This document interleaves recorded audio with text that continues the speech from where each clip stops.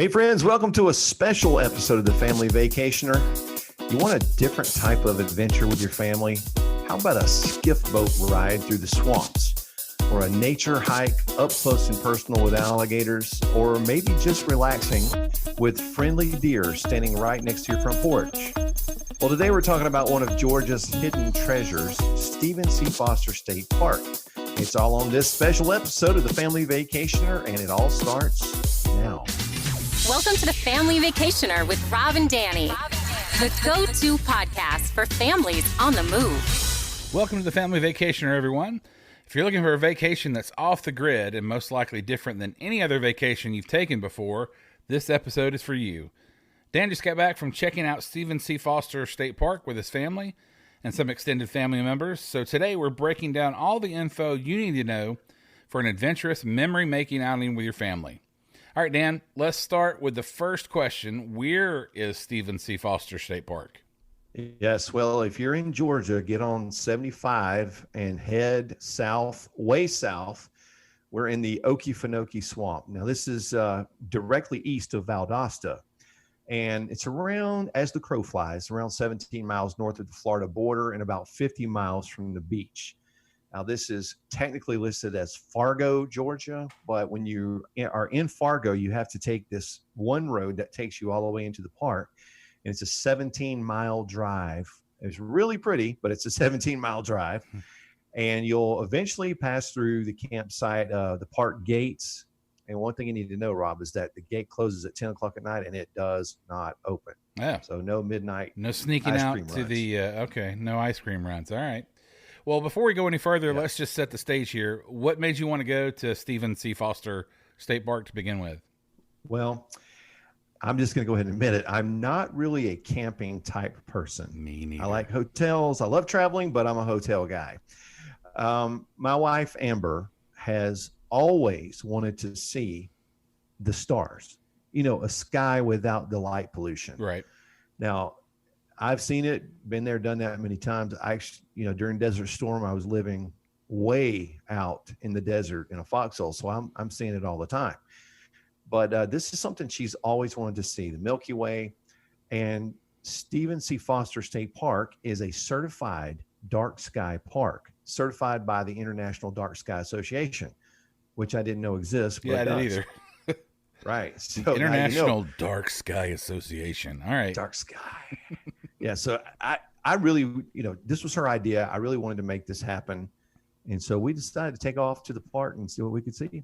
Okay. Well, so we've mentioned campsites, but give us a breakdown. What else is in the park? What's there to do? All right. So when you first come in, you've got a turn that goes to the campsites. If you go straight ahead, you have the road where the campsites come out. Directly across from that is a road that leads to the cabins. Straight ahead on the main road, just a short ways up, you have a registration building. There's a pond next to the registration building, a big parking lot. You can rent boats. Now that pond is actually connected to a little channel that leads out into the swamps. Also, they have trails. You can walk, you can bike.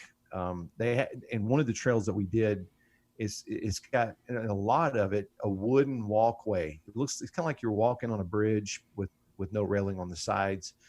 So that's on a lot of the trail. And then, of course, you got other trails that are grass. And so there's a lot to do. Right.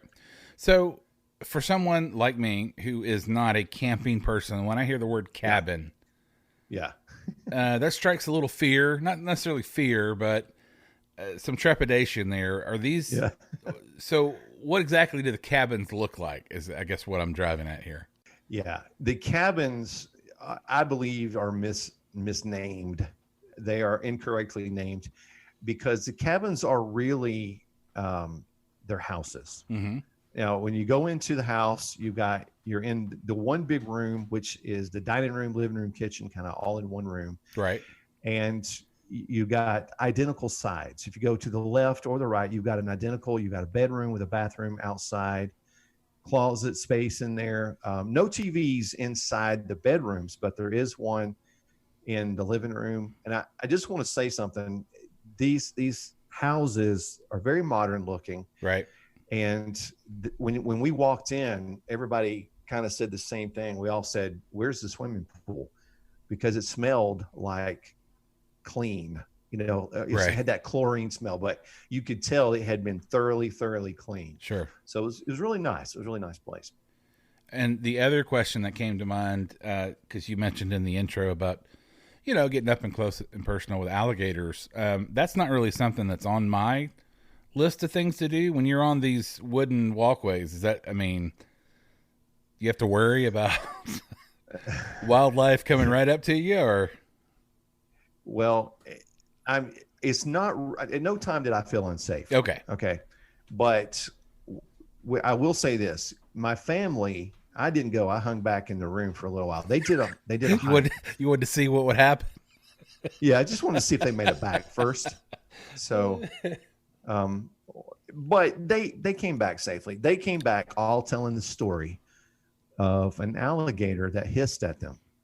And I said, "Oh, how close was this alligator?" And they said, "Well, here's the side of the walkway, a couple of feet from you, and the alligator's there."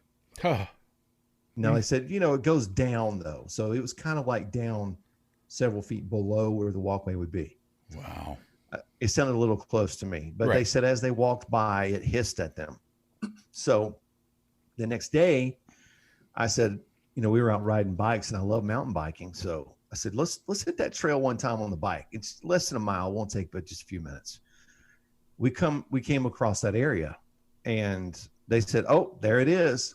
Sure enough, we stopped and it's down there in like a ditch looking swampy area off the walkway. Right. And we stopped. Of course, I get my phone out. I'm like, "Yeah, I'm going to get a picture here and video." So, You get a typical dad, right? selfie with the alligator. Yeah. Smile. So Yeah, I don't think you start want to see the rolling. teeth. If you see the alligator's teeth, Yeah. that's when you got a Yeah, problem. let me come get closer. Yeah, bring that camera closer. But I started filming, and all of a sudden the gator decides he's going to turn around and face me, and it looked like he was about to come up the hill. And I've got a video, and my daughter Gracie's go, "Okay, can we?" And that's where it cut off. She was like, "Can we go?" And that's where the video cuts And you were off, 'cause already we're on like, you were already on the bike moving, right? yes. Like, I'm going to get out of here, but I really only need to be faster than you, Gracie. So, but we hightailed it. And as we were going by, it's like, it's hissing at us. Yikes. We think it's got its little nest going on down there. Right. But I mean, in general, you're not going to walk down the trail and get into, probably not going to get into a gator staring at you without you having some kind of, time to stop before you run across it. So And again, you only need to be faster than the slowest person in your party. So exactly, just walk in the middle. Yeah, you're good all to right. go. Well, we'll talk some more swamp adventures in a minute, but let's talk about what people should expect with lodging. We already kind of talked a little bit about that. Let's start with the campsite for the seasoned camper out there listening. Tell us about the sites, the hookups, all that sort of thing. All right, so I actually we went down a day early. We didn't have a cabin rented for Sunday night, but my sister-in-law, who we've had on the show before talking about RVs, Mitzi, we stayed in their camper the first night. So I did get a good look at that. If you're a seasoned camper, the sites are somewhat spacious. You do have some room. You're not right on top of the person next to you, but there are a limited number of pull-through sites. So you need to know that if you're needing a pull-through site. Also, hookups. If you want to know about water and all that, they have power, they have water. They do not have sewer hookups. So with that, you're on your own. Yeah. That sounds like it could be a problem. Yeah. And they do have bathhouses. We believe there's at least 2 of them, and they have been newly renovated. My father-in-law did check them out. He said they are very, very nice. So looks like you got a good layout. Now, if you're like us and you had us staying in the cabin and you had them staying in the camper, it is literally a minute walk. Okay. It's that close. Yeah. You go out across the main road, you're there. So it sounds like you can get the full force of the outdoors if you're a camper And you can also get the AC feel if you're somebody who likes to stay in a hotel and isn't so much into the camping scene. That's right. You can have the best of both worlds and really still all be there together. Because we actually, we had a group of 17 of us. So we're talking about, we had Mitzi, her husband, Rick's two brothers, their wives, their kids, my father and mother-in-law. So there were 17 of us. There were 6 of us staying in the cabin, but each day, and we did our meals all in the cabin. We did games. We had a lot of fun. Everybody came to the cabin to hang out. So it's just a lot of fun. Some people were on the front porch, screened in, and you have deer literally walking right next to your porch. It's just a real nice feel for whoever you are and whichever style you like. And lots of biking trails available around the cabins you were mentioning. Yeah, there are. You can bike. Now, I will say this: if you're a biker like me, when you take the grassy trails, it is a swamp area, so you're going to have probably while you're riding, it's kind of sludgy. Right. You're going to have 3 or 4 inches of water in spaces, so you just got to keep that in mind before you go out. But yeah, there are a lot of places to ride bikes. They do have the main road. The 17-mile road does cut straight through everything. But you're talking very little traffic. So we felt pretty safe with the kids out there riding, although we did keep an eye on them still. Right. All right. So let's talk about the swamp adventure other than wrestling alligators. So there's not a lot of families that can say they've had a swamp adventure. How did that go exactly? Yeah, that was one of the coolest parts of the trip, to be honest with you. Like I said, you get in the pond, you can rent skiff boats. They have a couple different styles of boats with different numbers of people that you can put in each one. At certain times, they do have larger boats that are led by a guide. They were not doing those right now under the current conditions. Sure. But we took a skiff. There were 6 of us in the boat. And we go out of the channel, and then, it's a no wake area in the channel. Right. It's maybe 100 yards or whatever, but you get out and then it just opens up, and it's almost like a small lake surrounded by swampy areas. But you can go all different. You can go any left or right, and there are different places you can actually visit on the swamp. Wait, you're in a swamp. What kind of places are you talking about? Well, there are actually several places, and there are signs that you can go. I'll just give you one example. Billy's Island. We went to Billy's Island. This is a really interesting island. And I'll just tell you a quick history about Billy's Island. I found this really great article about it on USA Today in their travel tip section. So that, for a long time, the Okefenokee was considered uninhabitable by most people that were coming in as settlers. Right. But we do know that mound building indigenous tribes were there long before that. The Creek Confederacy was there. Seminole Nation both had ties there. And most experts believe that the Okefenokee actually is probably a Creek Indian word meaning trembling earth or bubbling water. And so early 19th century comes around, you have a small group of Indians that actually evaded capture by heading into the swamps.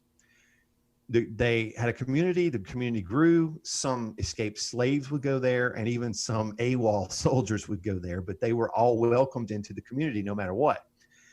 And so the community's leader was a guy named Billy Bowlegs. Wow. Yes, Billy Bowlegs. Okay, that was his actual name? Well, no, that's what he went by. Oh, gotcha. Okay. So he had a stage name. By stage name. So around 1838 is when the U.S. troops had started to move into the swamp, and they took over the community and made it into a small base. Now, 1850 comes around, a family with the last name of Lee moved in and claimed the island. Now, they were there for decades. They grew their own crops, not cops, and they probably did hunted. That too, they probably did. They hunted, and they even got into beekeeping at one point. And they had, at one point, planned to drain the swamp to create usable land. But that eventually died due to money issues. And around 1901, a different family of loggers came in started harvesting the trees. They also formed a community. They had a church, a theater, a machine shop, general store, school, eateries, even a baseball field, which was important, I guess. So then the loggers left around 1926. The government bought the swamp in 37. And there are actually still artifacts and structures in the area, as well as some abandoned equipment that's there. Oh, wow. Now, there's a lot more of the story, but you can look it up and read all about it. Just Google Billy's Island. It's a really cool story. And when you get off the boat in the swamp, there's a dock there where you can tie up and you walk onto the land. And if you go straight on the path, you're going to run right into a fenced-in cemetery right off the bat that has several members of the Lee family buried there even now. So it's really, really cool. If you like history, that's a nice adventure to take. Yeah. In terms of boating in general, if you bring your own boat, you can bring your own boat, go into the swamp, but you do have a horsepower limit on the motor. I believe it's a 10, but I'll have to check that. And rightfully so, there are absolutely no pets allowed in the waterway at any time, even if you're in your own boat, because you know how some campers like to bring their pets along everywhere they go. Right. So just know that up front. Another thing I wanted to say, at no time did we feel unsafe. I mentioned running across the gator. We kept moving. We stopped for a second. We kept moving. But yeah, see right there, that would throw that in the unsafe category. But that's just me. That's totally just me. Yeah, there. Yeah, and I was a little nervous too, to be honest. But I know people say that American alligators can move quickly. Yes, I understand, but this was off the trail. It was down several feet down. So if you just keep moving, watch what you're doing, you're probably going to be just fine. But you do need to know that you're in their habitat. But we really did not feel, unsafe at any time. You have a good line of sight. Just keep moving, keep walking. You're going to have a great time. I do want to say that the swamp boat ride was something that I think a lot of families will consider really cool, interesting, different. So, we made a lot of good memories out there. So would you recommend this for families with young kids, or is this more of a, late tweens, early teens family kind of trip? I recommend it for any age. Okay. You gotta know that you're out on the water. Obviously, basic safety rules apply for anywhere being on the water. So if you're comfortable, it's a great trip, even for small kids. Both of my nephews were there, and my youngest, he's 6 years old. Okay. And he was cool the whole time, had on his life jacket. We were out in the main passageway and went past an alligator swimming in the water. He was doing his thing. We were doing ours. Didn't feel unsafe at any time. So, you just got to keep a good eye. If the kid falls in the water, grab them quick. Right. So, right. Yeah, it was great. I recommend it for any age. Okay, cool. Okay, everybody, before we wrap the episode, I want to encourage each of you to visit our website, thefamilyvacationer.live, and go to our Instagram page, which is @thefamilyvacationer.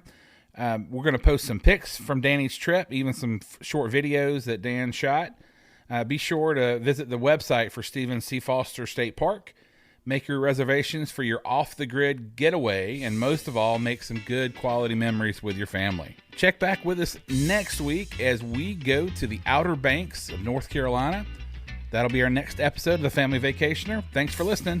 Thank you for listening to The Family Vacationer. Make sure and subscribe to hear more of Rob and Danny.